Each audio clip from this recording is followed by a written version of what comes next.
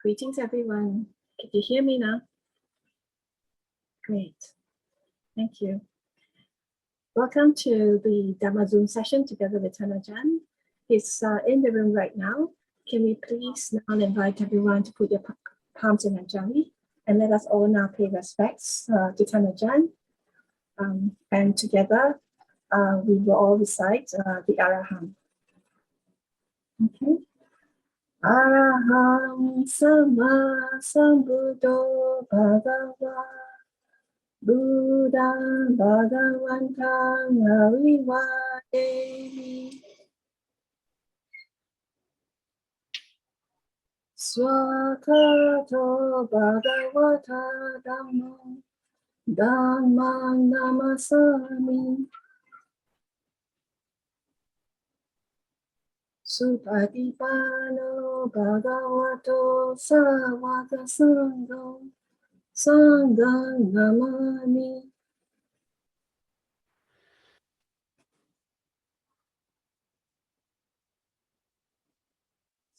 So now I'd like to now invite Ajahn to lead us in the sitting meditation for 20 minutes. Over to you, Ajahn, please. Okay, thank you. So welcome to everyone who has joined. So we'll just start with a short period of sitting. So please make yourselves comfortable.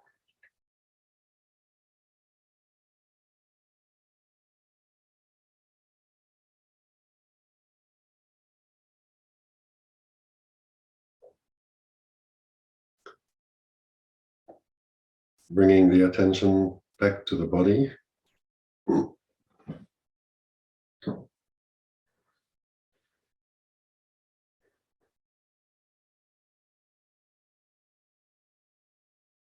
And what we're doing is just establishing awareness in the present.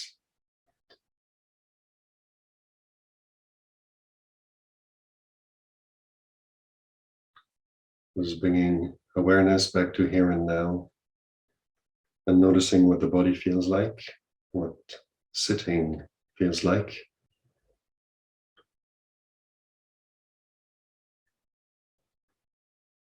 We've probably all of us just changed postures from walking or standing and come to sit down. So just simply notice that, what this body sitting down feels like.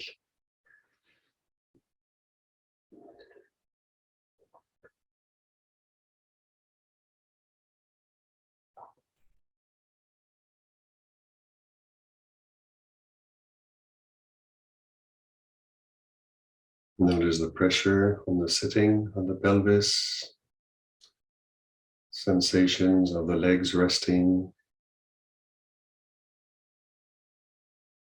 of your hands on your lap, the arms hanging from the shoulders,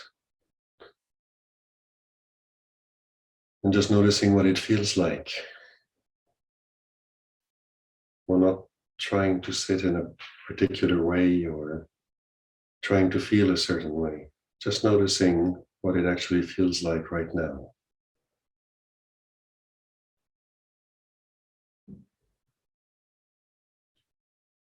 In the trunk of the body, the neck, the head,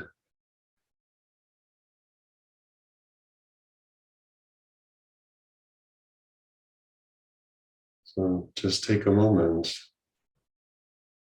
to allow the feelings in the body to actually register in consciousness.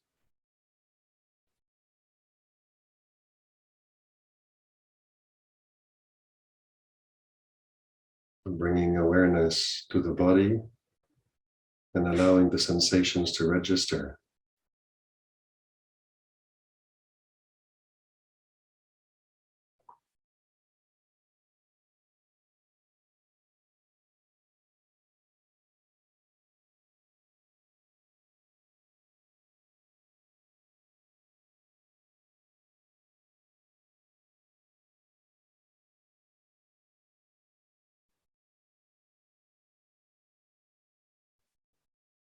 Often the body is full of different types of sensations in different areas of the body. Just noticing that. Some areas are comfortable, others may be a little bit tense. Some you notice more. Some don't have any particularly strong feeling in them.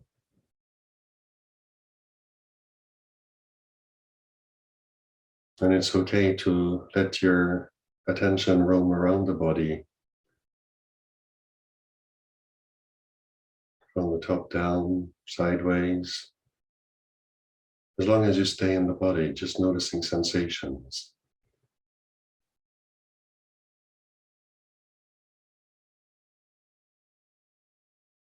The body likes attention. And it's a very good way of reestablishing, connecting with here and now in the body.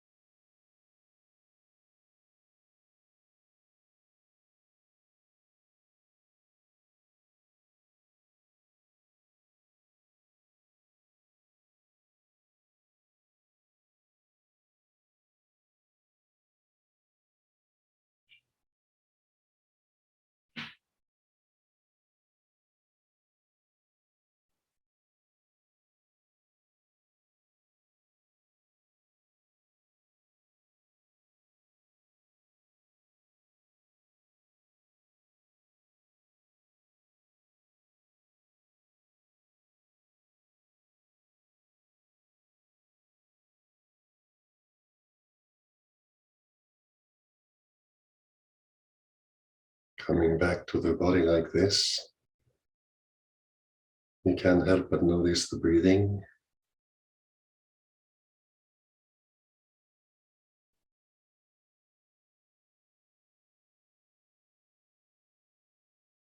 So allow that to come into the picture.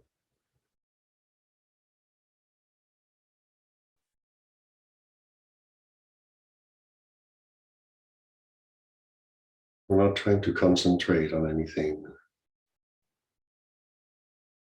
Just bringing awareness to the body, noticing what it feels like.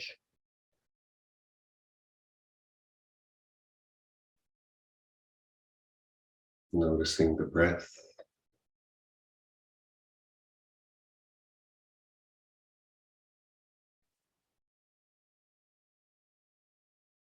As we feel this body, we also feel the in-breath and the out-breath.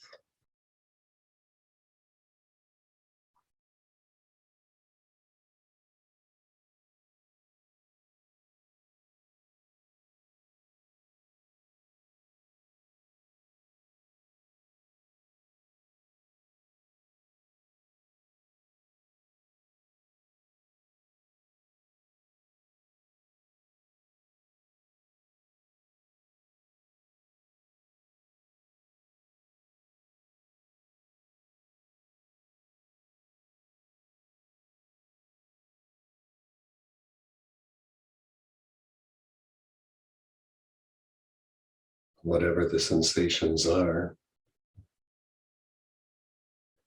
notice how if you take a bit of a deeper in-breath and just release it as a sigh, the body tends to relax.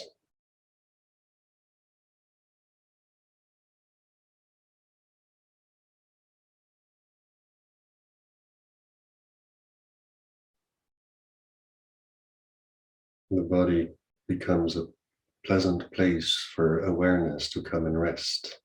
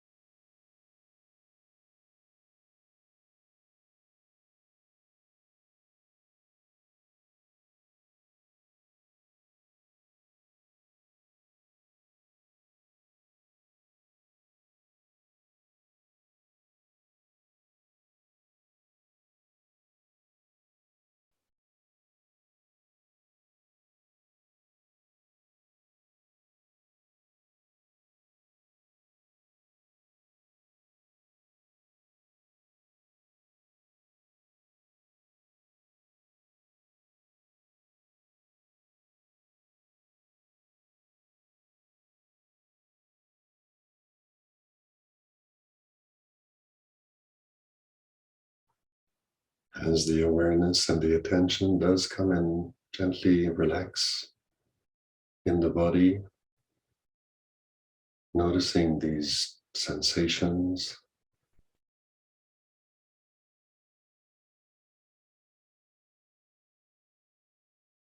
Remember not to try and concentrate on anything particular, as much as just stay present to the body generally.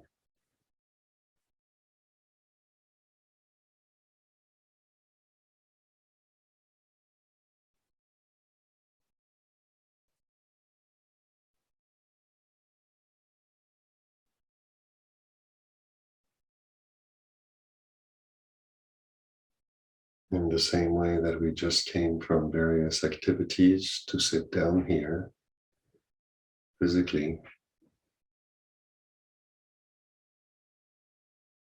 awareness and our attention comes from being active and engaged with thinking, talking, activities we need to pay attention to.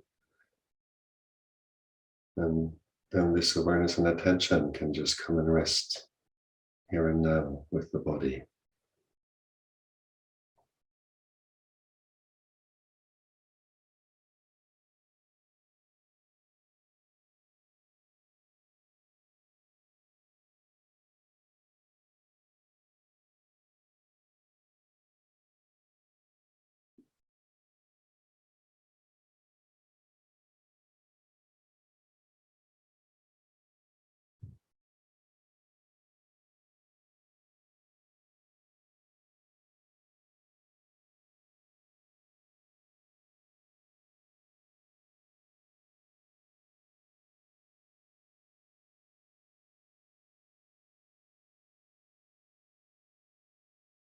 Noticing the body sensations, noticing the breathing,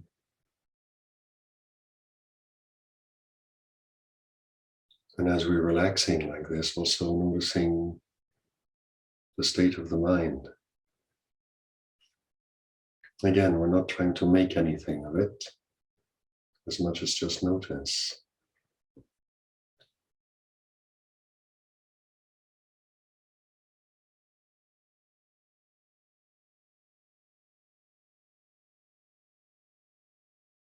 Does it feel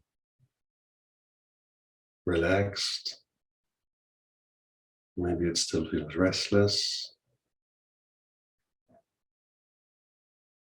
Does it feel peaceful? Or is some emotion present?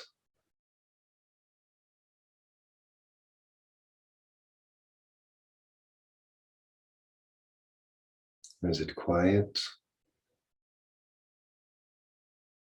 Or is it thinking a lot?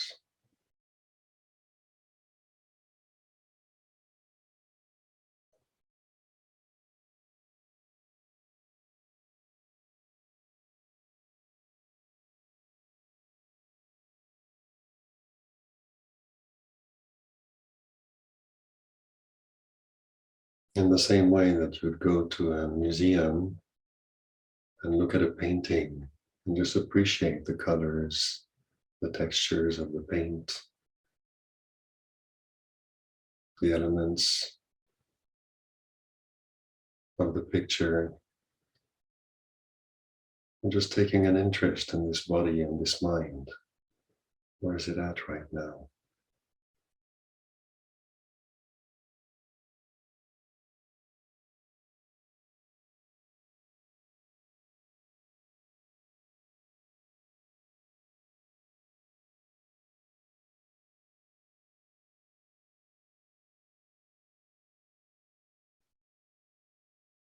Breathing in, it's like this. Breathing out, it's like this.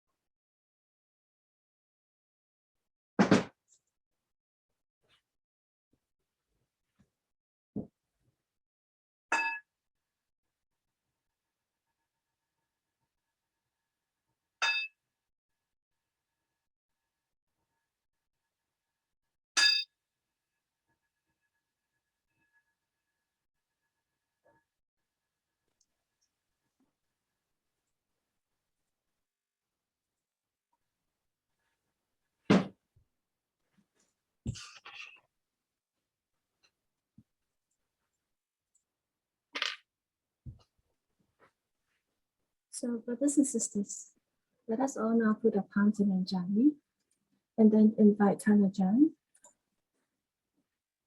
to lead us in the Dhamma reflections on the Four Noble Truths.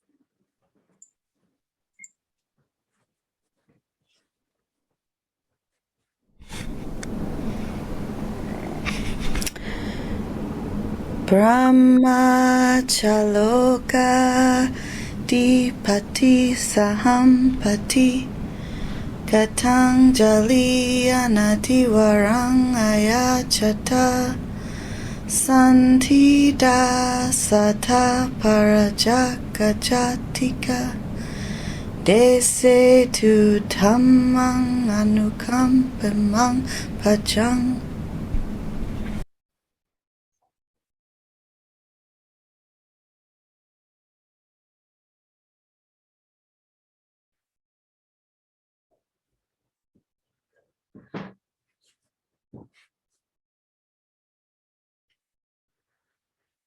Namo tassa bhagavato arahato samma sambuddhassa.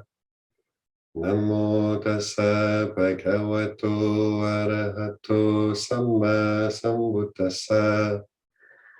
Namo tassa bhagavato arahato samma sambuddhassa. Buddhang dhammang sanghang namasami.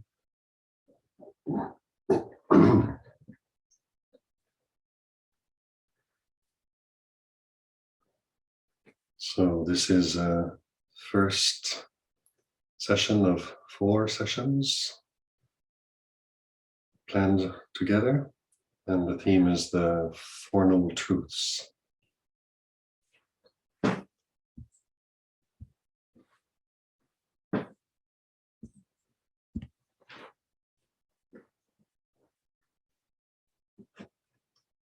So I guess some of you have had a chance to, or most of you, all of you have had a chance to reread this wonderful book of reflections by Luang Por Sumedho on the Four Noble Truths.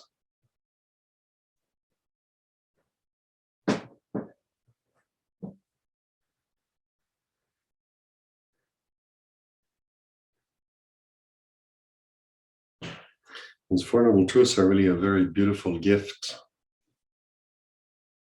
the Buddha has offered in terms of teaching.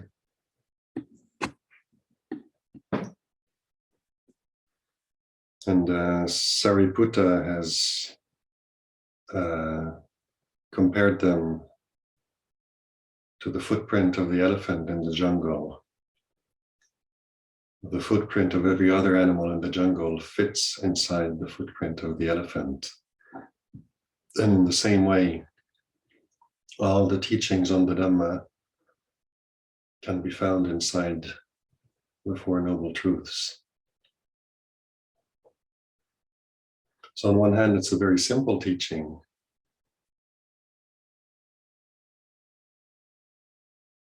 There's a statement that there is suffering, there's a cause, there's an end to suffering, and then there's a path leading to the end.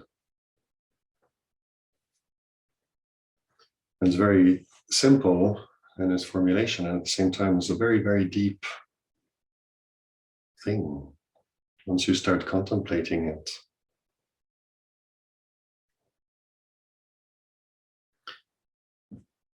And we can be tempted when we think about the Four Noble Truths of thinking of them in some sort of parcel-diet way, like there are 4 aspects, 4 parts, 4 truths, and we go from one to the second, to the third, to the fourth. But really, it's good to remember that the Dhamma that the Buddha is talking about, this realization, what he's trying to share with us is really about this experience of ours of being conscious with the body and the mind, and this whole life experience that's happening.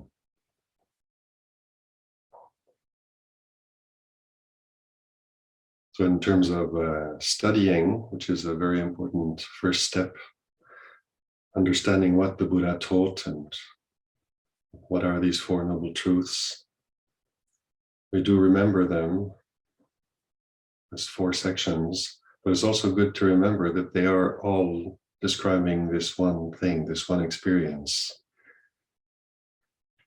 consciousness, and the experience that arises in consciousness.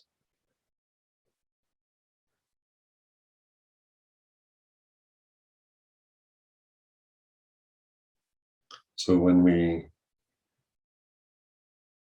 look at the first noble truth, the statement that there is suffering, and we start wondering, well, what's he talking about? What is he pointing at?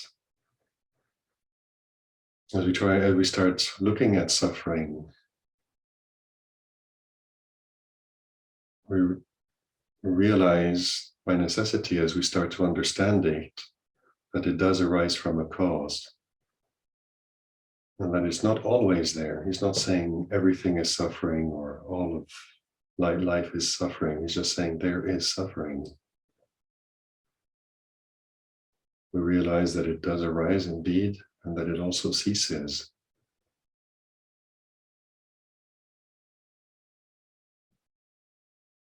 And in studying it and being present to it,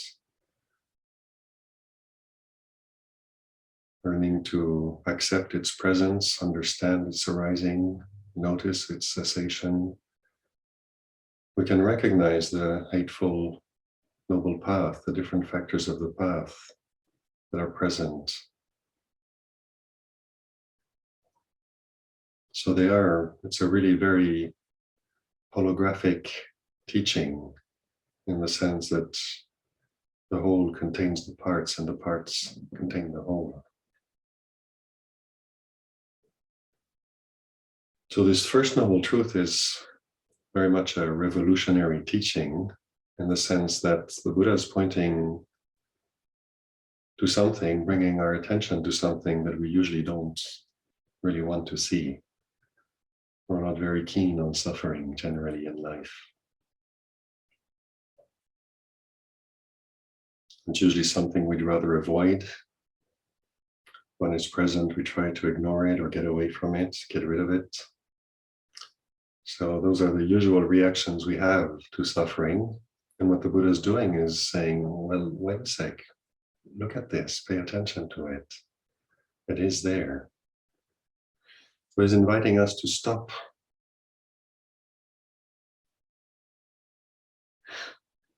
In the usual restless and frantic way that we live our lives, just stop and look at what is here and pointing to the fact that it is there. There is suffering.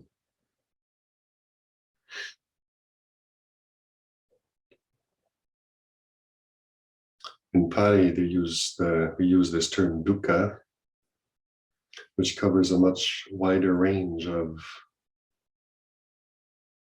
meaning than the word suffering in English.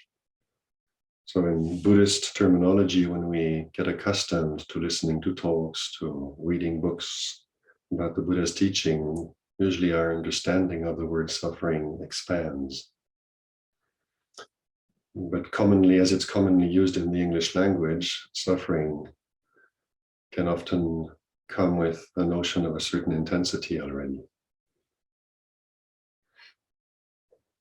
The word dukkha is a word that could be used back in the time of the Buddha to just describe difficulty, something not being quite right. And one of the examples where they would use the word dukkha is, for example, when a chariot is moving and the axle of the chariot is moving within its mechanism. If there's something not completely smooth, then the chariot will still go, but it's got a bit of a thing there that's, you feel something's not quite right. It's not going completely smoothly.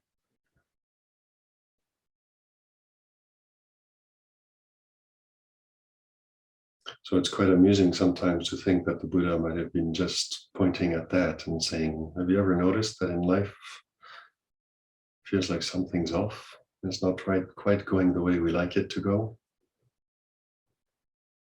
And as we bring attention to this, we realize that yes, indeed, there are days from the moment we wake up to the moment we go to sleep.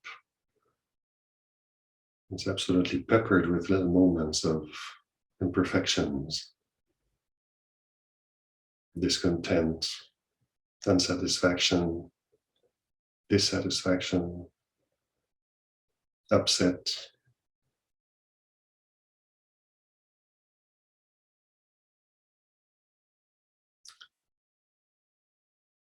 So the Buddha is really inviting us to come and look at this. And we can all do that. Every one of us can do that. When we're young, middle-aged, elderly, men or women, wherever we live on this planet, wherever we come from, whether we're rich or poor, whether we're generally happy or thoroughly unhappy, when we just look at the present moment, stay with it for any little amount of time, we realize that it doesn't take long before we're dissatisfied with something.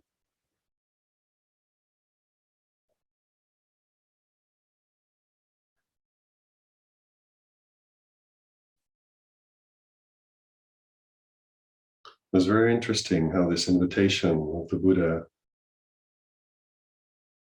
to pay attention to this element of suffering really is an eye-opener, in the sense that if we are interested in looking, we start realizing many things that we haven't noticed before. And it's really an invitation that, by its very nature, draws us to come back and look inside. When we're not paying attention, we still experience suffering, but we tend to react to it by dislike, by trying to get away from it, trying to get rid of it, trying to find who's to blame for it.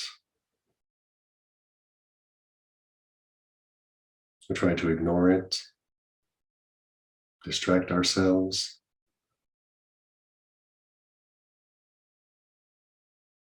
All these strategies that we have, habitual strategies we have to try to get away from suffering.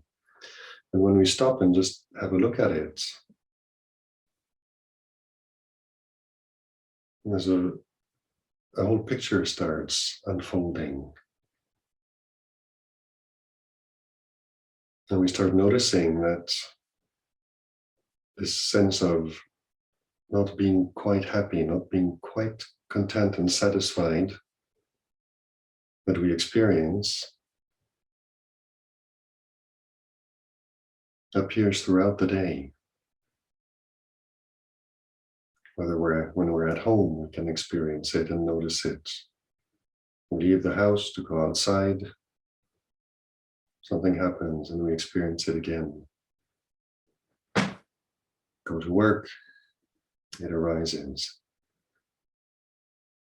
On holidays, it arises. When we're with people, it arises. When we're alone, it arises.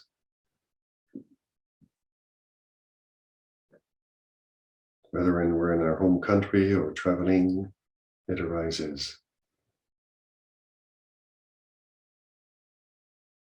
When there's a situation that makes us unhappy, and we get away from it, well then it arises again in another situation. And this is really what Luang Cha was talking about with his little metaphor when he was saying, if you've got shit in your pocket, no matter where you go, it will smell.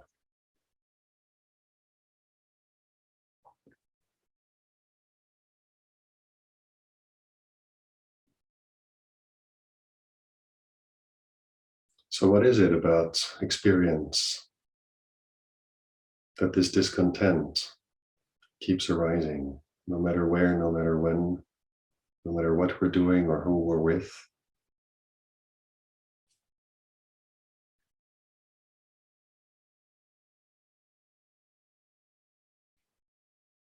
And when we bring this interest, this curiosity, this observing, watching, with this intention to understand, really what we're doing is investigating. Literally, like investigators investigating a crime, a situation. They look at everything that arises and try to understand how it fits the picture. And this is what we do. The Buddha gives us a lot of very, very precious tools to help us with that.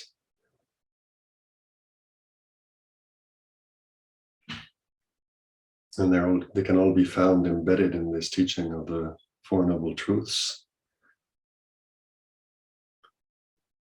So when he talks about suffering, some people's first reaction is, oh, I'm not suffering, I'm happy.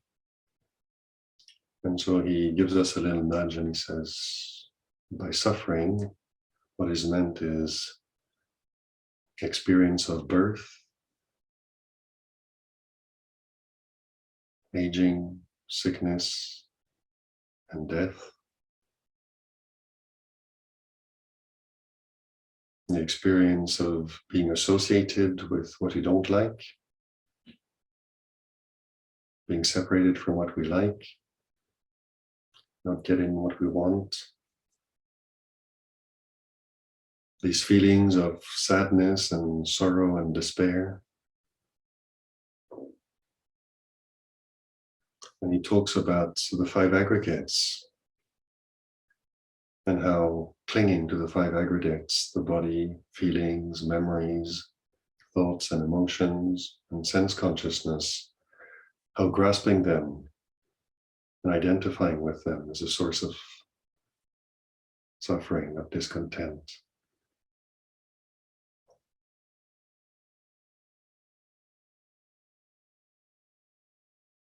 And this naturally will lead us to start looking at what our experience is made of.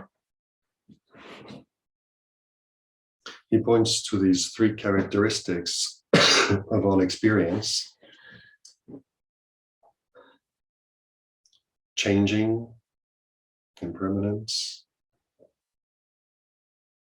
unsatisfactoriness, and not self.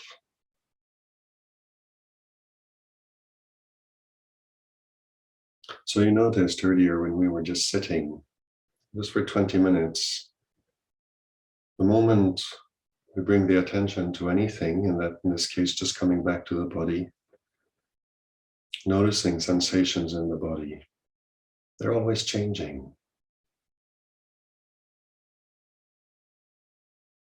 Anything we look at, we notice changes. Some things change very fast, some things change slower, some things change very slowly, but eventually they all change.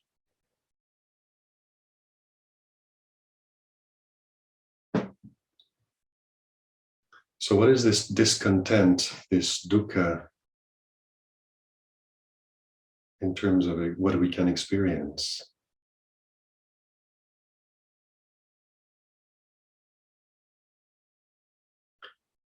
And we realize that everything we experience is necessarily connected with one of three types of feelings, either pleasant or unpleasant, or somewhere in the middle that's neither nor, neutral. Our usual way to relate to pleasant feelings is to enjoy, delight in it, and then we don't want it to change because we're having a fun time. When it does change, we tend to be unhappy that the pleasure is over.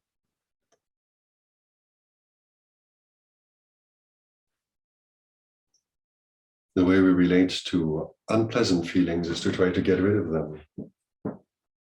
We don't want them to arise.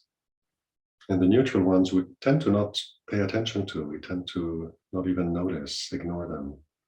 And so what usually that registers as is boredom, and we want some distraction. So really, we're sensory addicts. We're a bit like someone who's hooked on drugs, who always needs a high. We're always looking for pleasurable sensations.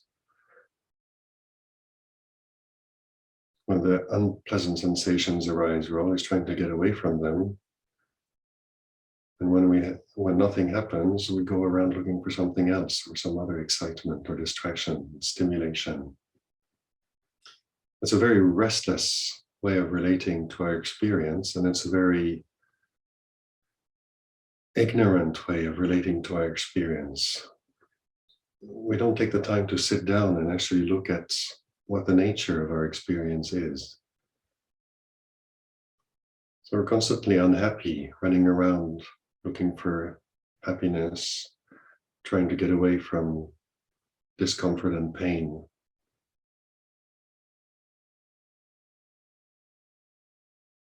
And when it goes on for a bit, we just start feeling exhausted, and sometimes it leads to outright burnout. It is exhausting. So the Buddha's invitation to notice suffering and to study it is also to understand it. So we really need to just sit down, stop all the frantic running around, and sit down and be willing to sit down with suffering and pay attention to it. It doesn't sound like something very inviting. Come and sit down with suffering. The natural reaction in the mind is like, oh no, not that.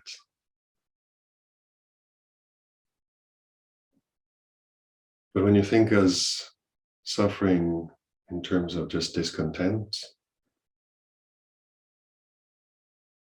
this little side inside, this little emotion inside that's not quite happy with the way things are, it's not that bad, and that's something we can sit down with and say, what's going on right now? What is this about?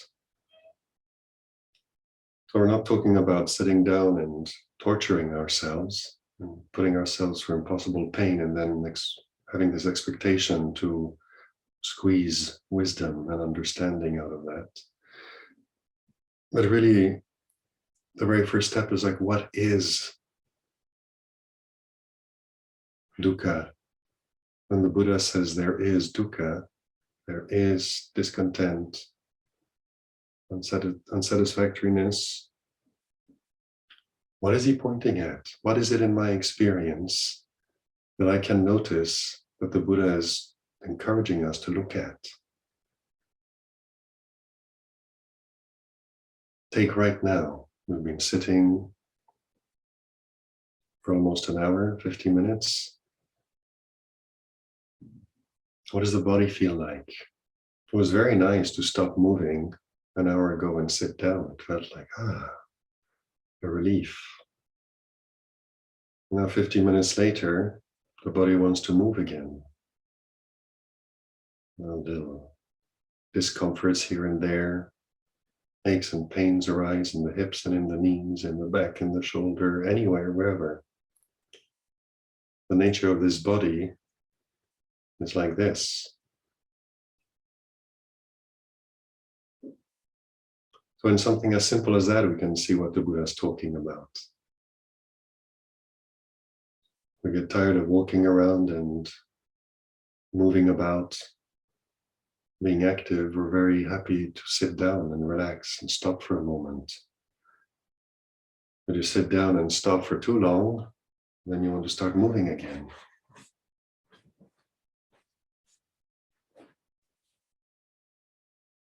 So what is dukkha here? Is the body the dukkha?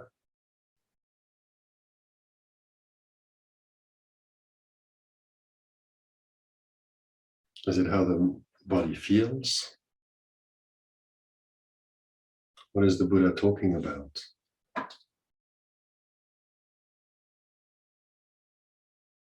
And if we start looking at something as simple as the body and try to understand, well, the Buddha talks about change, and we can see this change in the body.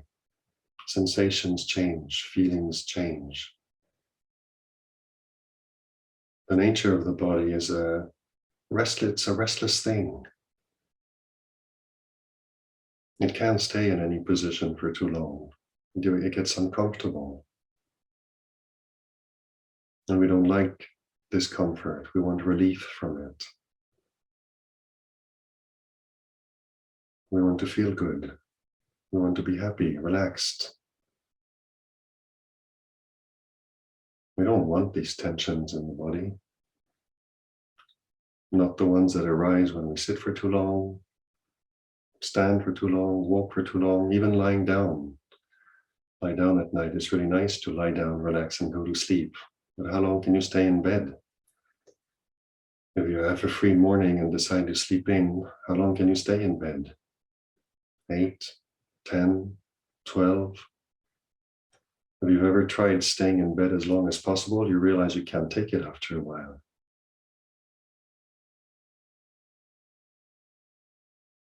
And yet we want to experience pleasure through this body. We want it to feel good. And every time it starts feeling unpleasant, we try to do something about it. It's fair enough. But in that relationship, we learn to realize that the nature of this body is to constantly change. Sometimes it feels good and sometimes it does not. And our relationship to it, we can get annoyed by it, we can get irritated, frustrated, upset, impatient. We can kind of mindlessly shift around every time discomfort arises, just change.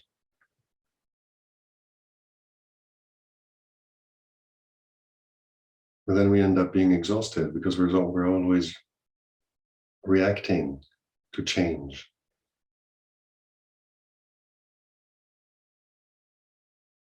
And the whole process wears us down. So what's the Buddha talking about in this picture? And all he's pointing to is saying, this is the way it is. It is unsatisfying. This is the nature of this experience. It cannot possibly be satisfying because it keeps changing.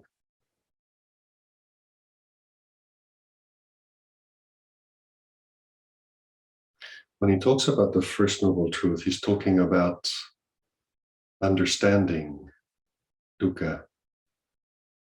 And that involves accepting dukkha. There's no way we can study something until we understand it if we're not willing to sit down with it, talk to it, listen to it, observe it, wait, sit, quietly wait, and watch and observe. How does this thing behave? That's how we get to understand things, anything.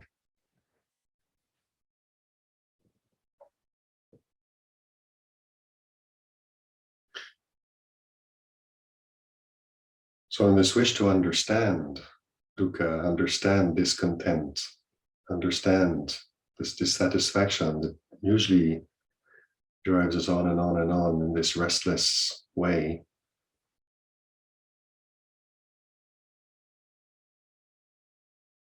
we get tired and we don't have an opportunity to understand because we're constantly on the run.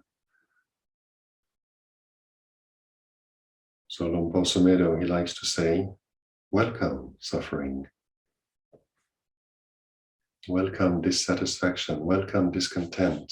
I'm willing to sit down with you and experience.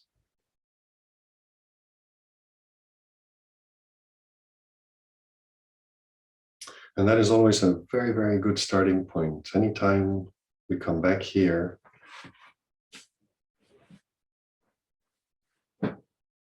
sit down. We don't have to jump on the breath or on any kind of meditation object, meditate out of a sense of duty. We can just sit down, bring to mind the first noble truth, and ask ourselves right now, what is it in relationship to this body, to this mind? What do they feel like? How do they manifest in awareness right now?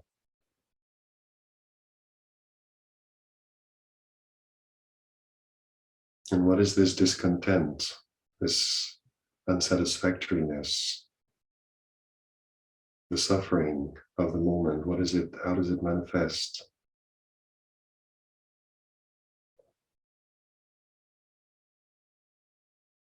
And we realize that inherently the body is experienced in terms of pleasant, unpleasant, and neutral feelings. And we realize that that is its nature. It feels.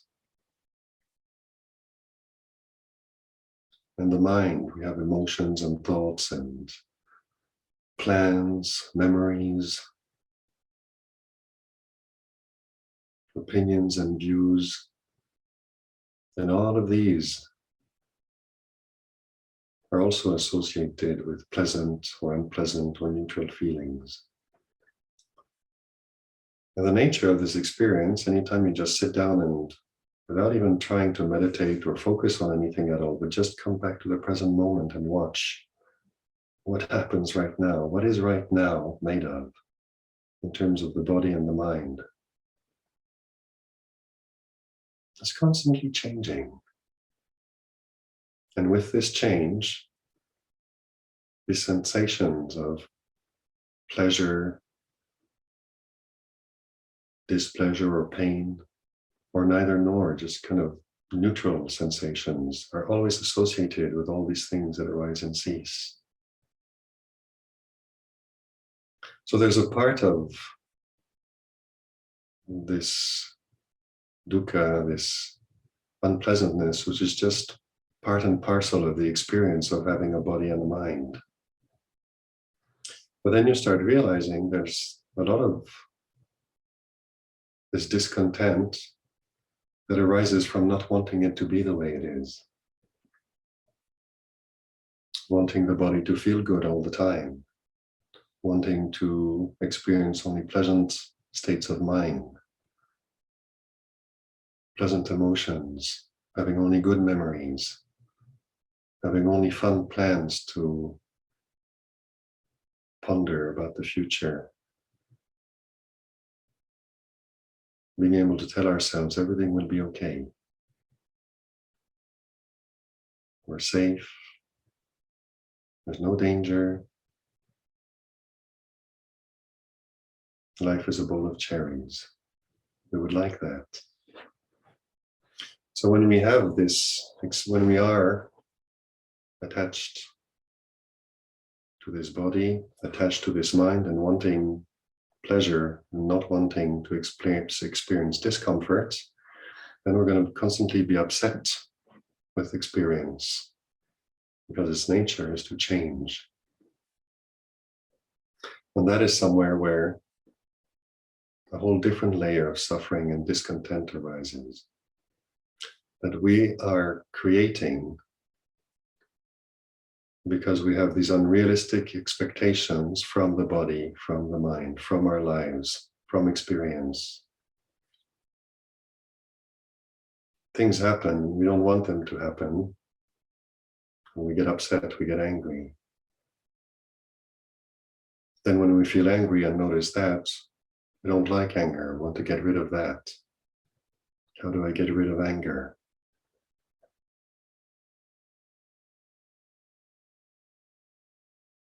We see things we don't have, we'd like them, we can't necessarily get them, we're unhappy again. Or we're stuck with stuff that we don't like, that we'd want to be different, and we're unhappy again. So when the Buddha is pointing to this dukkha, suffering, and he's just saying, this is the way it is. He's inviting us to slow down, to stop, to look at what the present is made of, rather than remaining stuck with our obsession and expectations of what we want the present to be like. It's just, okay, we have our desires. Having said that, what is there here and now, right now?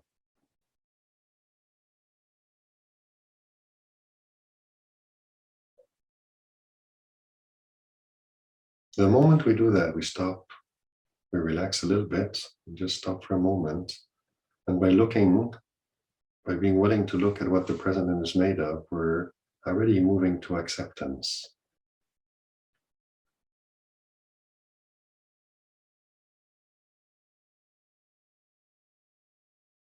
And in accepting the present moment the way it is, and accepting that the body is the way it is, we start realizing sometimes it doesn't matter what we like or what we want.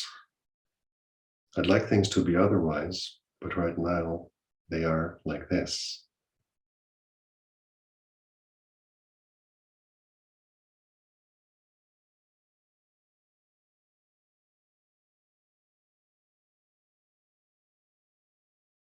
And then we discover that we have an ability, we have the capacity to bear with discontent. We're actually able to sit down and notice how the body goes from feeling relaxed because it just sat down to starting to feel a bit restless. And then a little bit of an ache develops in a hip, in a knee, in the back. And if we don't follow the instinct to immediately change postures and we just endure it a little bit, we realize actually we can take this, we can take some measure of this, be patient with it. We don't have to react right away, move and get rid of it.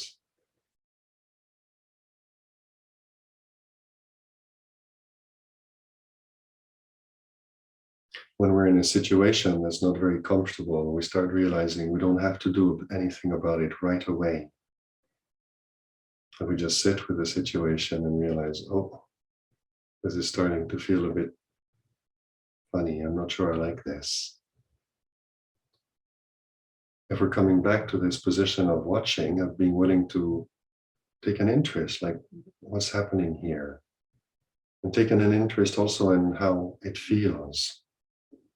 There's a situation, and then it feels like this. These are the reactions that come up. Pleasant reactions, unpleasant reactions.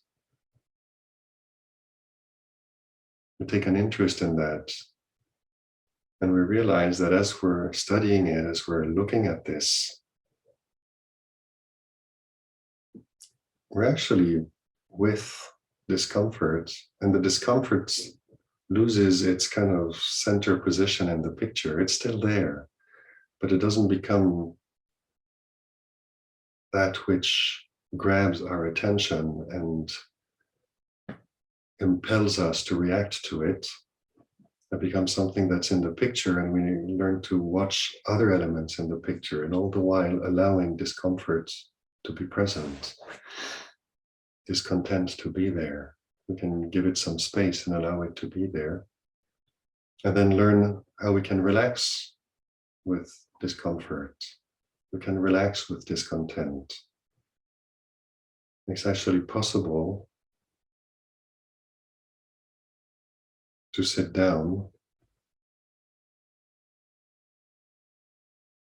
and not be quite happy with the way things are, and it's perfectly fine.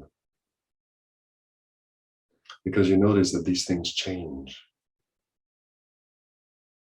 And most of the discomforts that we experience are not that bad. It's not like we're being crucified every time we feel discomfort or dukkha.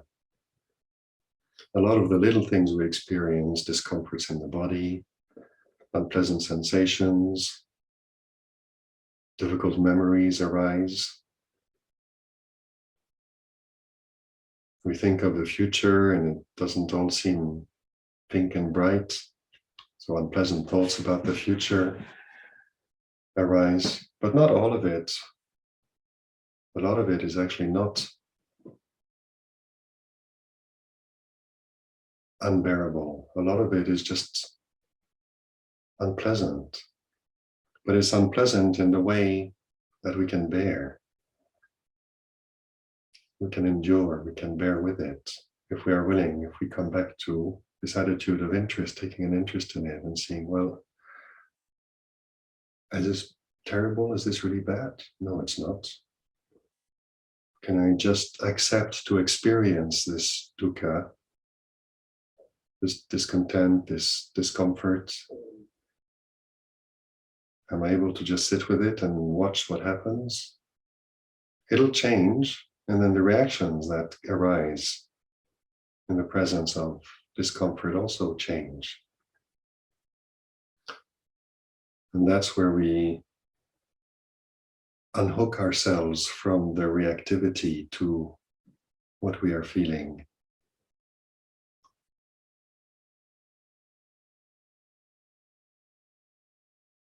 So there's an inherent discomfort, sometimes pain, sometimes just mild discontent, discomfort really, that is associated with existence. The body goes through different types of feeling, whether we like it or not. And then there's a whole other layer that we add on to it when we keep wanting things to be otherwise. And this is what we can learn when we accept the Buddha's invitation to just take a minute, just take a moment, stop and acknowledge that there is suffering, there is discontent.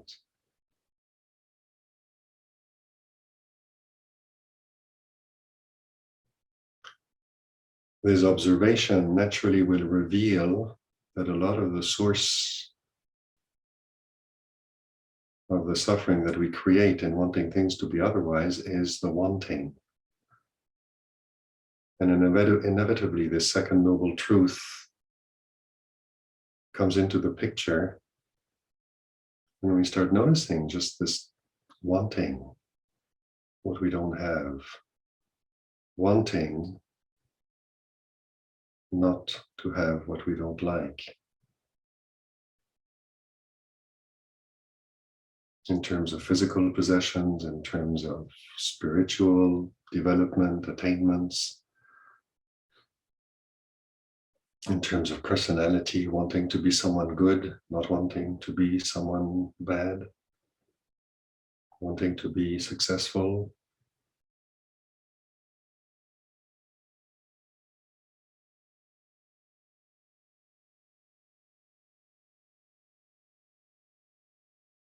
And automatically this desire, which the Buddha talks about as the origin of suffering, comes into focus.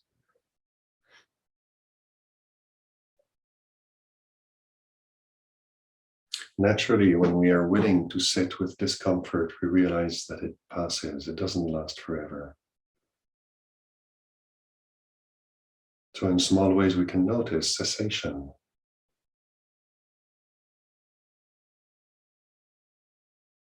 And when the Buddha talks about the path that leads to cessation,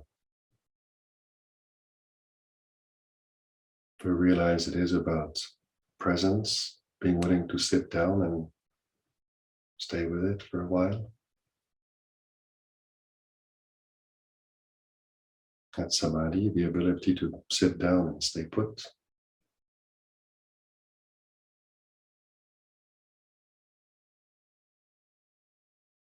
It's naturally made of wisdom, looking at things as the way they are, rather than the way we would like them to be. And then the appropriate response to reality as we accept it as it is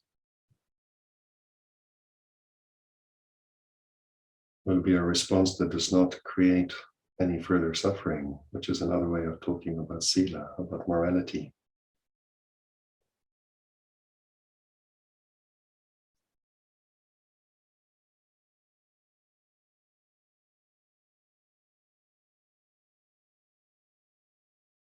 So it's really good to encourage ourselves to really look at this first noble truth.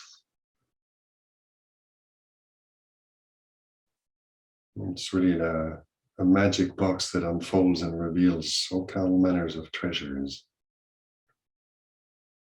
And it does start with the willingness to sit down and look at suffering, look at discomfort, look at displeasure, look at pain, look at despair, look at grief.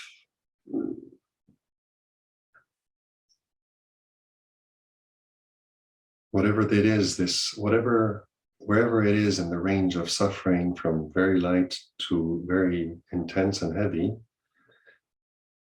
to remember and have this willingness to stop and look at it. It is present, so it's not like we're not experiencing it.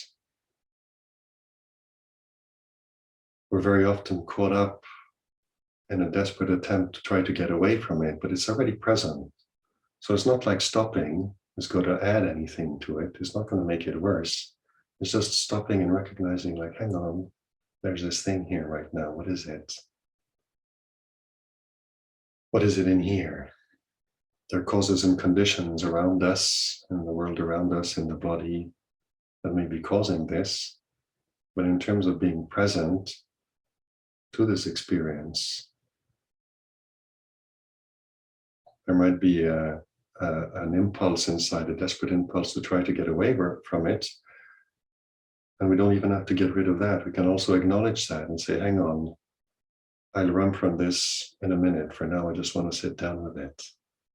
And encouraging ourselves to just take a look,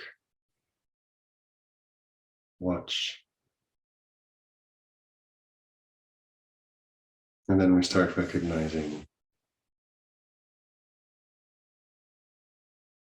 that which is just the way it is, which is part and parcel of having a body, having a mind.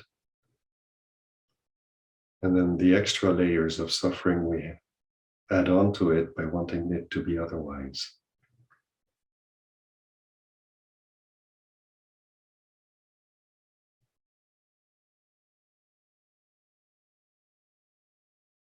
As we encourage ourselves, as we accept the Buddha's invitation to sit down,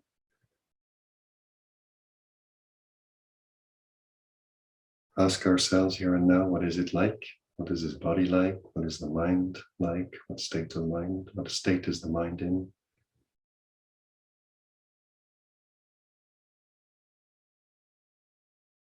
In the stopping itself, the willingness to look is already a measure of relaxing. And as we look, we learn to recognize things as they are. We learn to recognize this desire for it to be otherwise.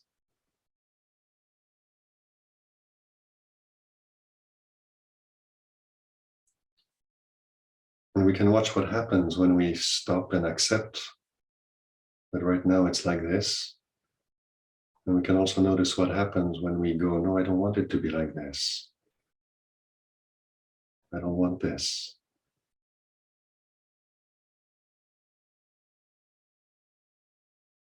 And we're really learning about reality and our expectations and desires for things to be the way we want them to be pleasurable all the time.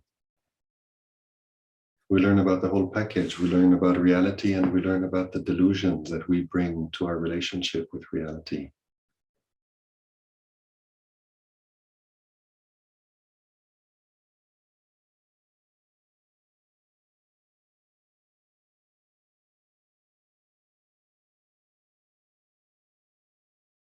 So I really would like to encourage you to take the Buddha's invitation and have a look at this First Noble Truth and really ask yourselves, what is he pointing at? What does he want us to look at?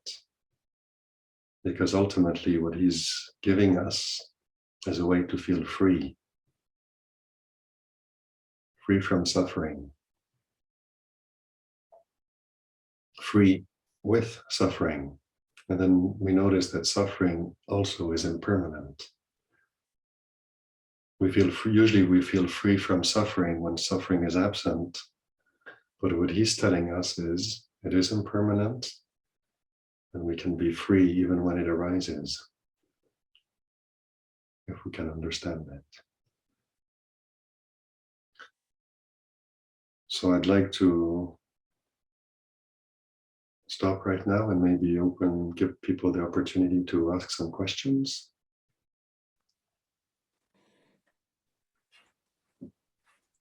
Thank you, Ajahn. So, brothers and sisters, the Dharma, you're now welcome to share feedback, comments, or questions of today's session. You're invited to ask in person by clicking on the raise hand function on the Zoom panel, and we'll invite you to unmute. Or you could type into the Q&A form, scan this QR code and type in the Q&A form, and the response will be given at the next session. We'll all endeavor to answer as many questions as conditions will permit. If questions are of a similar themes, they may be grouped during the response time. So if you have got any burning questions, would like to give any comments or provide any feedback to Ajahn, and if you have read the book and if there's any paragraphs within the book that you'd like clarification on, please feel free to ask now.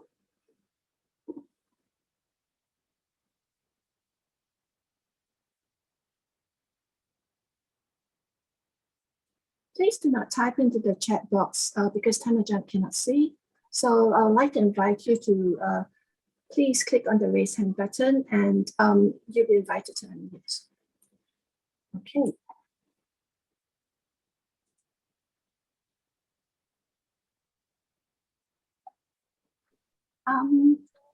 There is someone here, Ryan. Ryan, I'm not sure if I pronounced your name correctly. If I've not, I apologize. Yes, please identify yourself and unmute. Yes, thank you. Thank you very much. My name is Rairat from Bangkok. Grab Namaskaran, Ajahn Asoko, and thank you very much for the organizer for this session, to Ajahn as well. I have one question about Dukkha. In the Four Noble Truths, Dukkha is translated as suffering, but in Anicca, Dukkha, Anatta is translated as unsatisfactoriness. Right. So my question is, are there any differences in these two translations, and are they of the same thing when put in different formulation? Thank you. No, they're pretty much the same, really.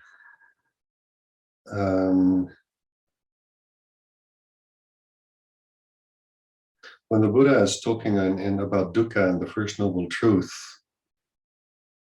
the suffering that has a cause and that ends. And when you look at discontent and unsatisfactoriness, you're really looking at one picture, because the unsatisfactoriness, like in the three characteristics, we're talking about what it is in relationship to desire. An object is not satisfying or unsatisfying if we don't have a relationship to it. As in the moment we relate to something that is pleasant, unpleasant, or neutral, that we want it, don't want it, or just ignore it. So when we talk about unsatisfactoriness, we're necessarily talking about how an object can satisfy desire. And what the Buddha is saying is it cannot.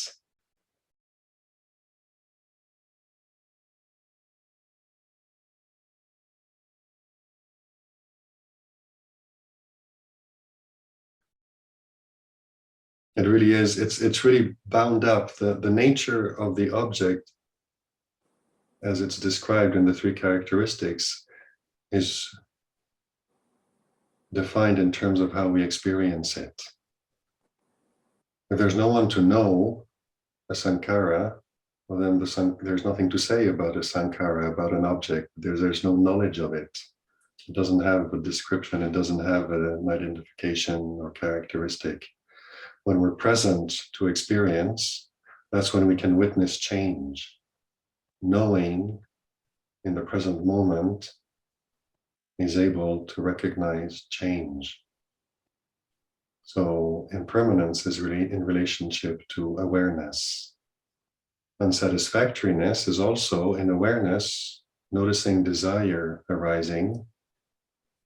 And if we desire happiness in relationship to an object, but the nature of that object is to change and then disappear, then the desire for happiness is not going to be, it's going to be satisfied only in a temporary way. It's not able, the nature of this object is such that it cannot provide satisfaction.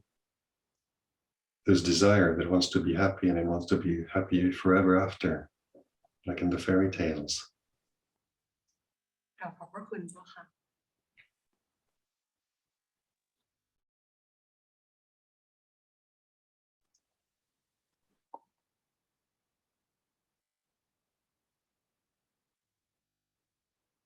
Anyone for a second question?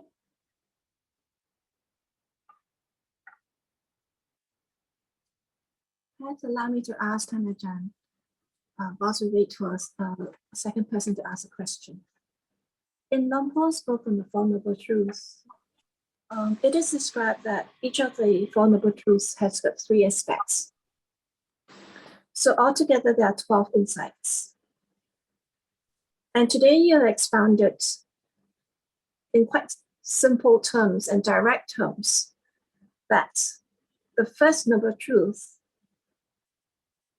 has got a statement that this is suffering. Then there is a practice. Then there is a result to the practice. It is quite, if I may say, it's like a lifetime of training to just have to sit and reflect and investigate on the suffering, to attain some form of understanding and realization.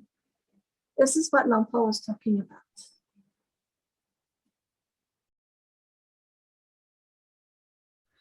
Well, yes, it is a lifetime of training. It might actually be worth several lifetimes of training. But that's also something, the notion that it'll take a lifetime or several lifetimes is a notion that we create when we create this notion of time. It's through thinking that we create the past and the future. In terms of awareness, all there is really is the present moment. Memories arise in the present moment, and plans for the future arise in the present moment. So really this notion of time is something we create through thinking.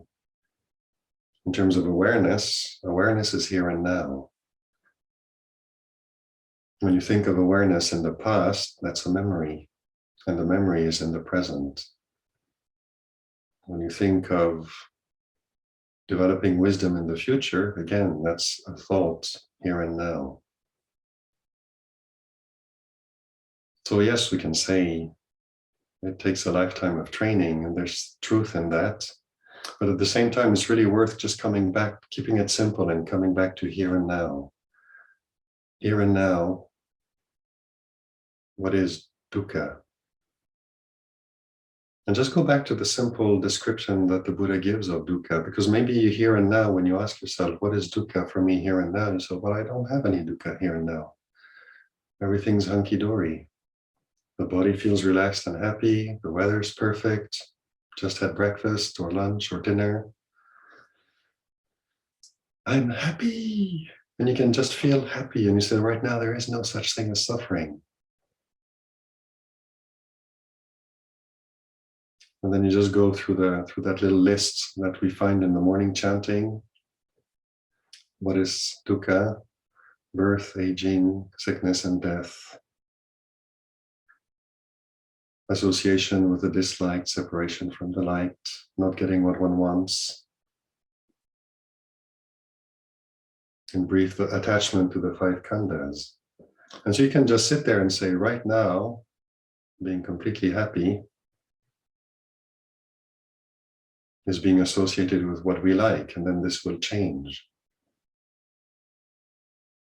So right now, you might not be experiencing suffering, but you also realize that if we don't understand the happiness that we may be experiencing right now, when the weather's perfect and we just had a meal and the body feels good and everything's going just fine, if there is no wisdom in the awareness of this happiness being experienced right now, when the conditions change and the conditions that give rise to happiness here and now change and the happiness goes, then discontent will arise again.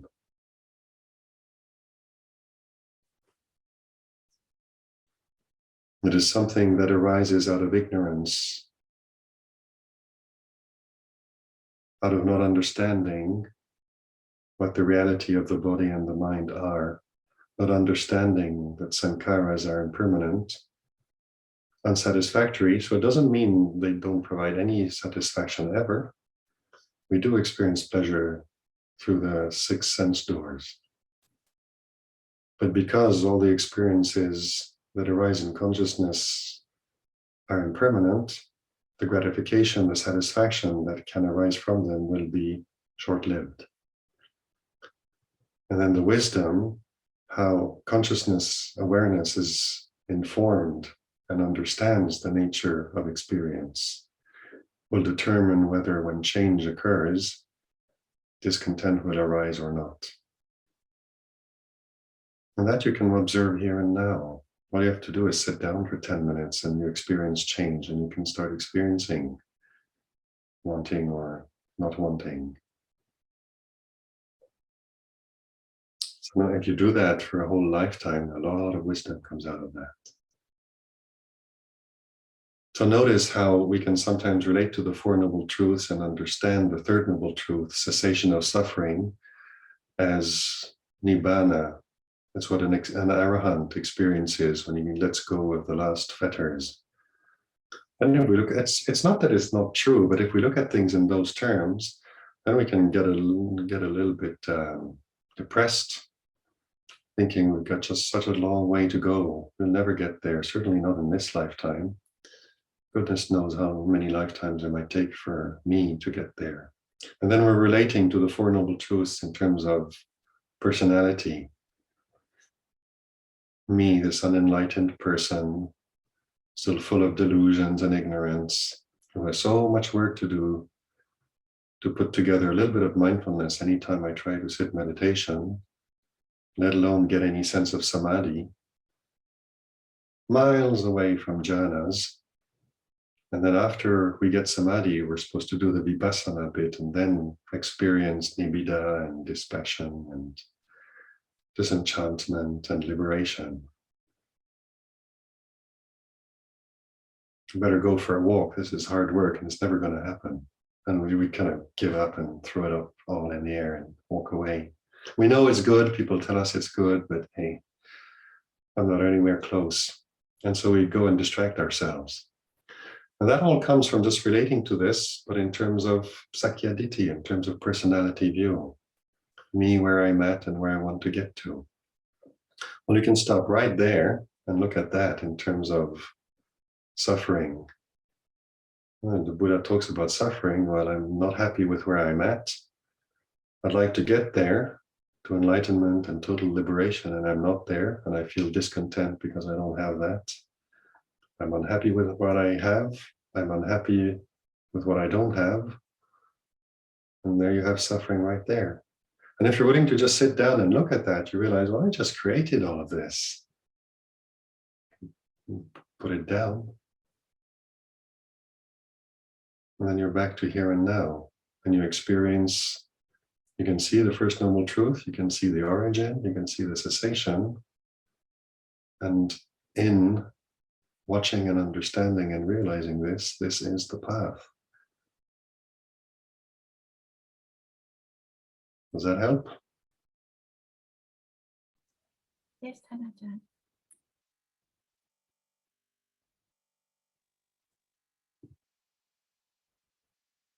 So, anyone's got further feedback, comments, or questions for Ajahn?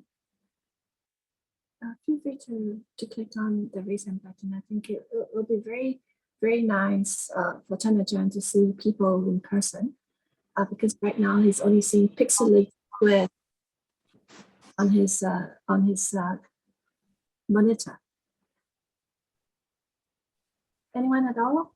Just any feedback, comments to encourage Ajahn?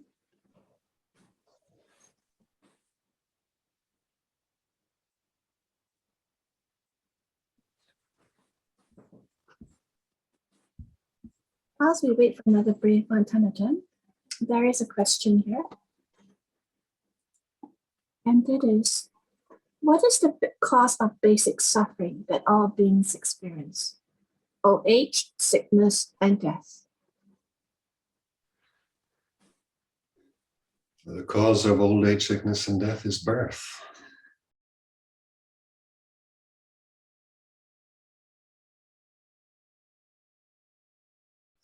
Sometimes you hear monks talk about birth as a terminal disease.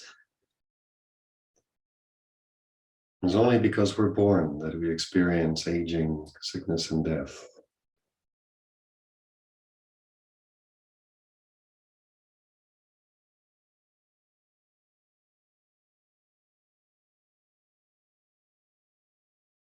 It's interesting to look at this body and this experience that we have here and now in terms of grasping.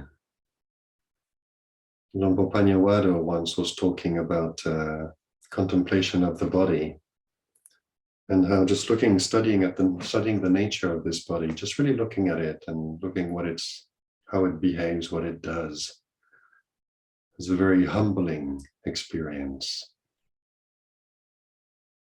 We tend to identify with his body and assume that we can do with it as we like, but we can't really. We can't prevent it from aging, we can't prevent it from getting sick, we can't prevent it from dying. We can't prevent it from being hungry and thirsty, we've got to take care of that business. Can't prevent it from having to go to the bathroom. Can't prevent it from getting dirty, smelly, stinky. Can't stop the hair from growing, have to cut it.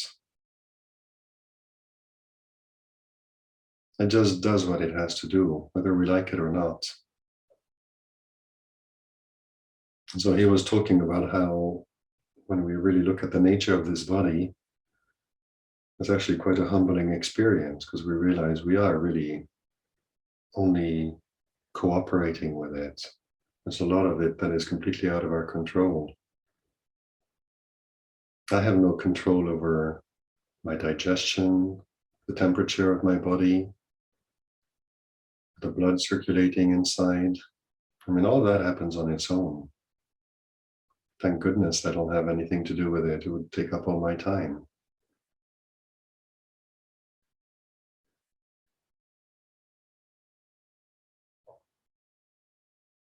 So when we're looking at this body, we realize, well, why are we, what's going on? Why were we born?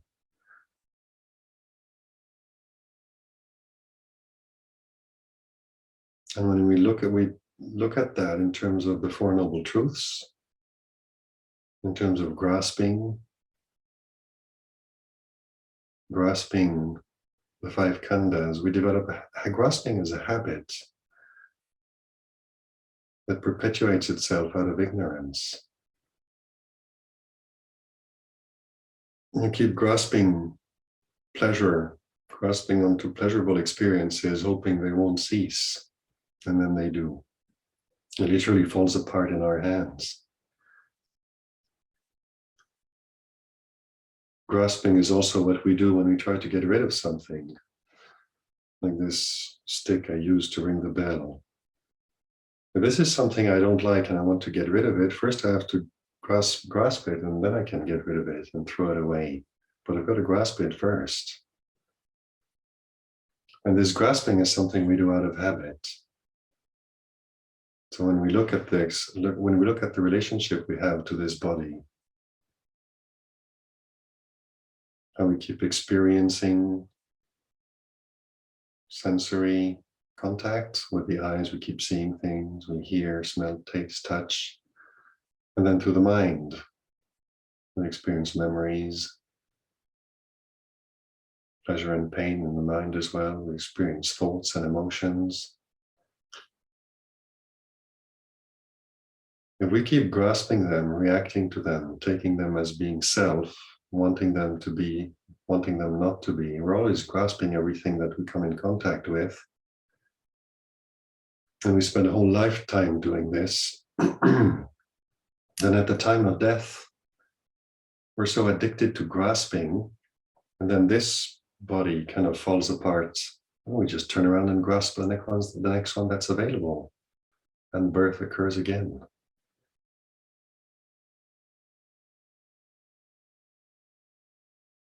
We can see that process happening in the way we relate to sensory experience. Yesterday, talking with Lompa, is talking about how the springtime is so enticing. Flowers appear, snowdrops, the daffodils, the cherry trees are blooming, and then when the sun comes out, it just puts such a beautiful light on it. We're absolutely delighted to go out and breathe in deep and smell the flowers and look at all these absolutely dazzling sights and colors, and we enjoy it. And so in the springtime on a sunny day, we're really happy to go out there and experience more of it because it's so enjoyable.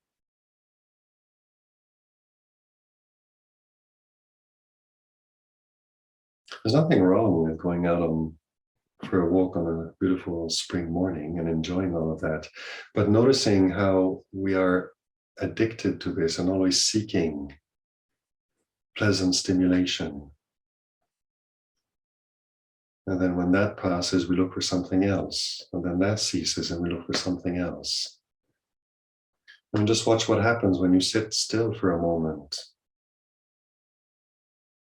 Don't even try to meditate, just sit down and watch what happens. And first you might be happy to sit down, and very quickly you start looking for a distraction, something to do. It's a kind of a thirst for stimulation. And so this is the grasping. We're always reaching out and trying to grab hold of something, to experience something, to be, to become, to have. Be happy, be excited, feel stimulated. And this is all grasping, and it's a habit. It's really a very, very deep habit of grasping that is driving us and that we're not noticing, not paying attention to, so it keeps on going. Reaching out, and it's absolutely impossible to satisfy because the grasping is always looking for satisfaction, and whatever satisfaction it experiences is momentary, due to the impermanent nature of whatever it is we grasp. And so as soon as something kind of dissolves inside in our grasp, then we're reaching out for the next thing. And we can see that happening any moment of the day. So it's no surprise that when we reach the end of the body, if we haven't developed any wisdom and insight into the nature of the body, the mind, and our relationship to it, At the moment of death, what would prevent us from just reaching out and grasping the next body available?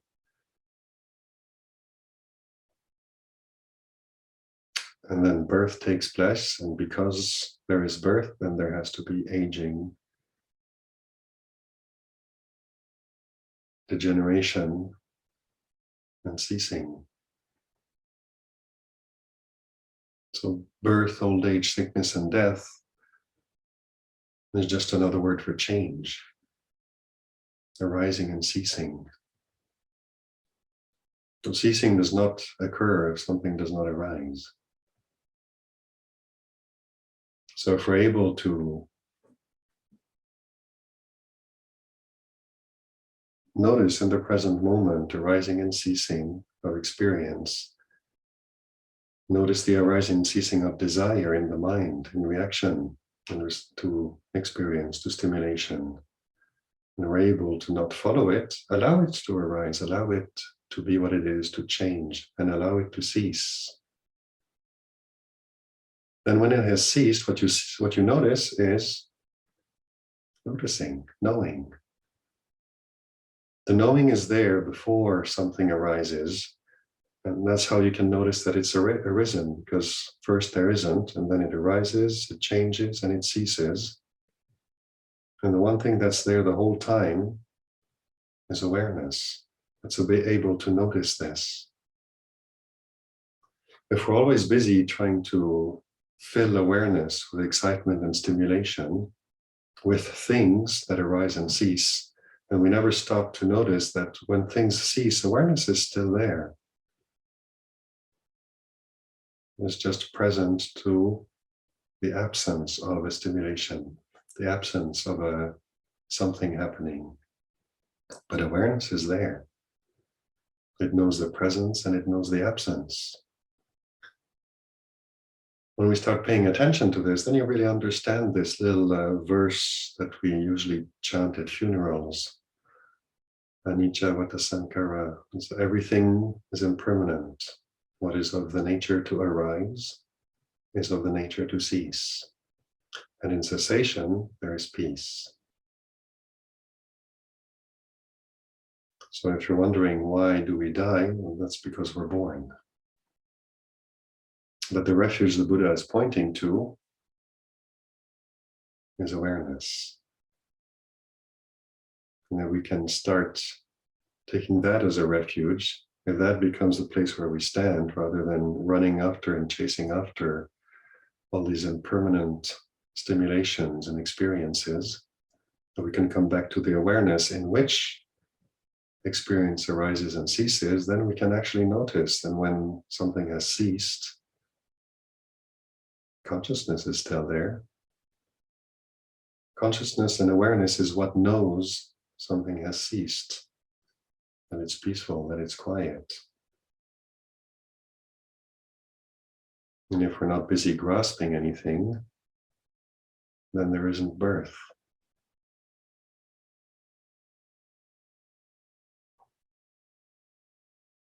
So that's the freedom from birth, old age, sickness, and death.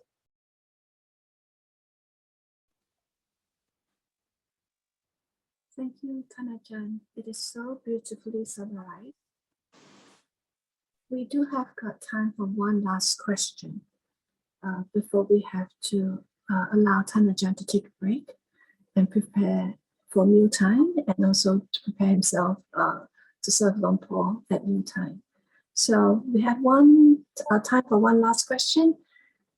Anyone at all, please feel free to ask one last question. There is one there. Is there one? Yes, there is George.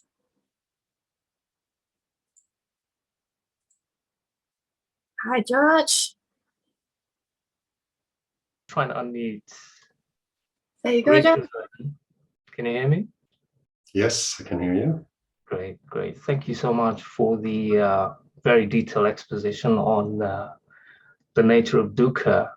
But in all this practice, my question is, when we are noticing dukkha, I mean, a big part of things that I've come across is there's also gladdening of the heart. You know,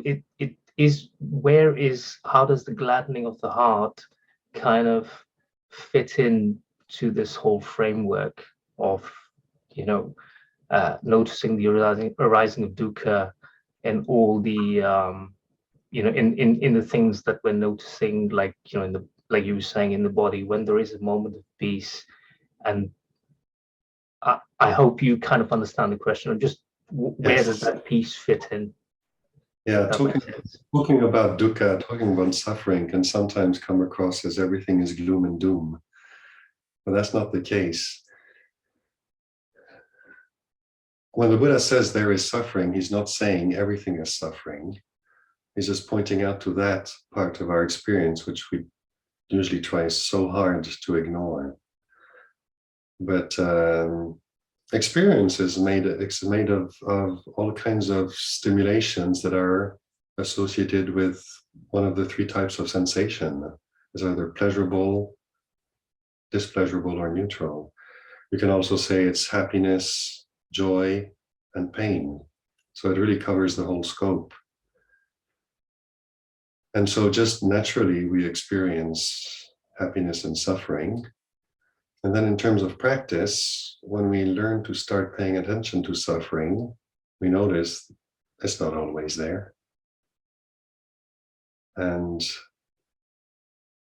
in the practice itself, as we learn to recognize suffering, I mean, the very simple first step of telling yourself, okay, I'm just going to try and do this, notice suffering, pay attention to it. What's the Buddha talking about?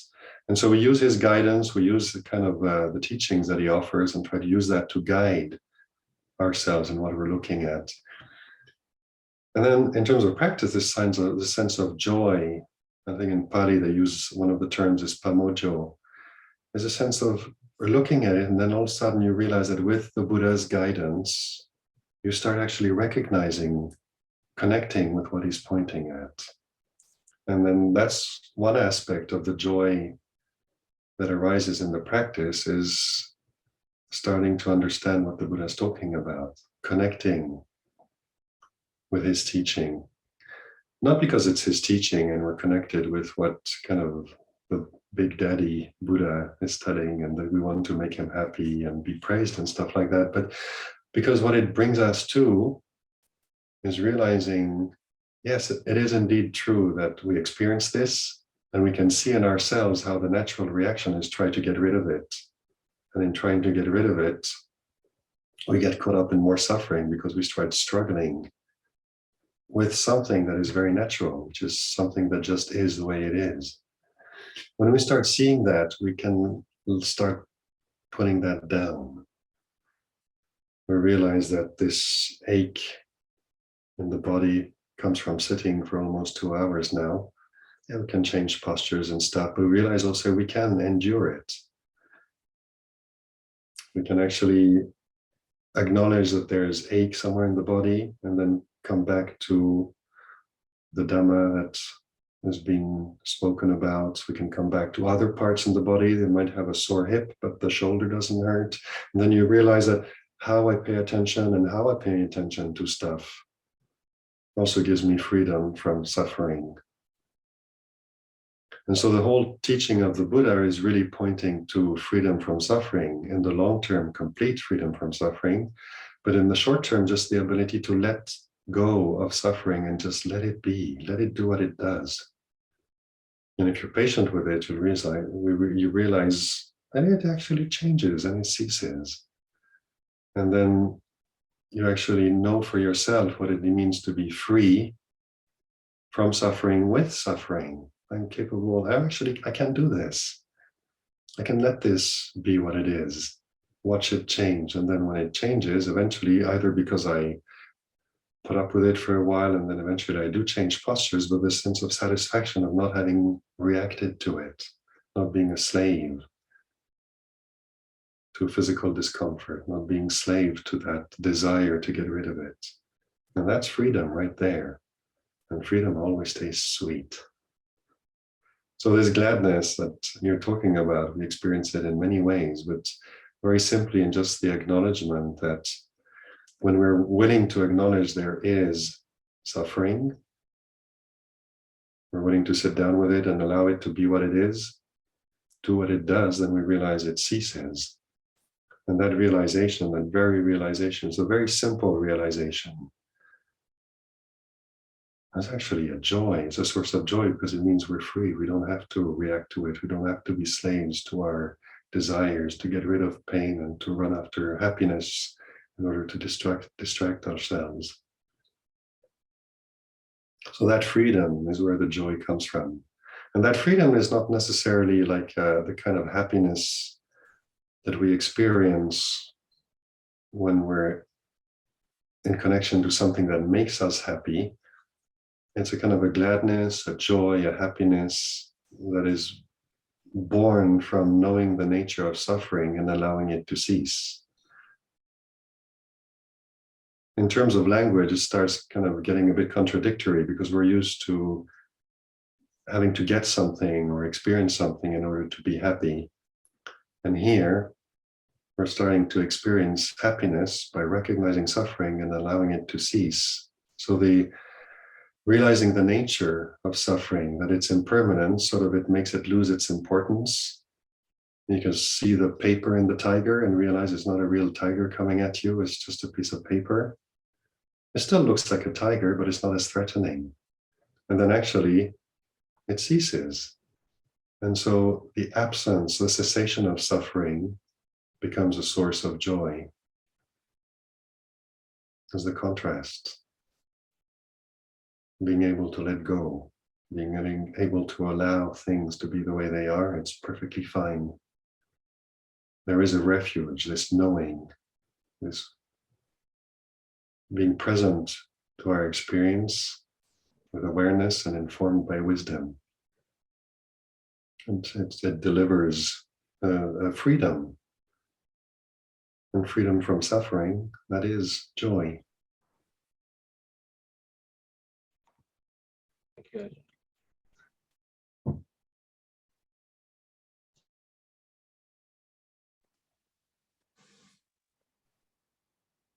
Thank you so much, Tanajan.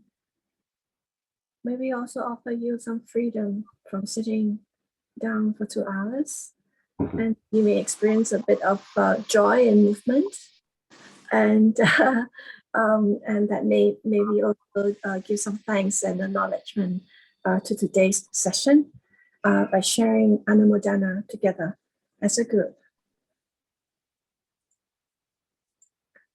So brothers and sisters, please join me, put our palms together to acknowledge the teachings that Tanajan has painstakingly given us today. And we would now put our palms together and recite. Andamayang Dhamma Kataya Sadhu Karam Dhamma Se Sadhu Sadhu Sadhu Anumodami.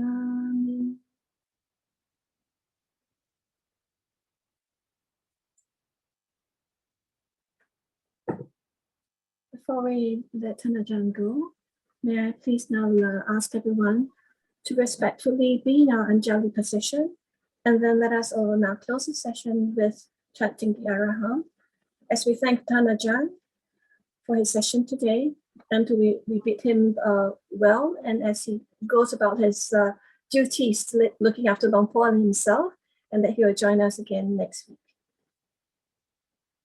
Araham Sama Sambuddho Bhagava Buddha Bhagavantang Avivademi.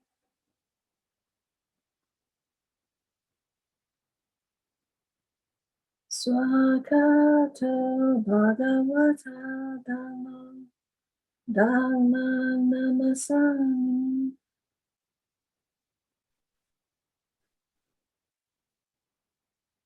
Supatipano Bhagavato Savaka Sangho Sangham Namami.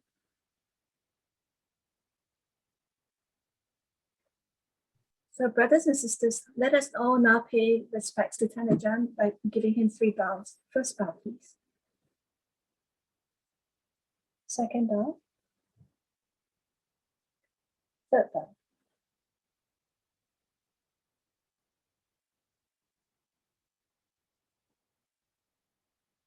So this comes to the end of our session, Ajahn.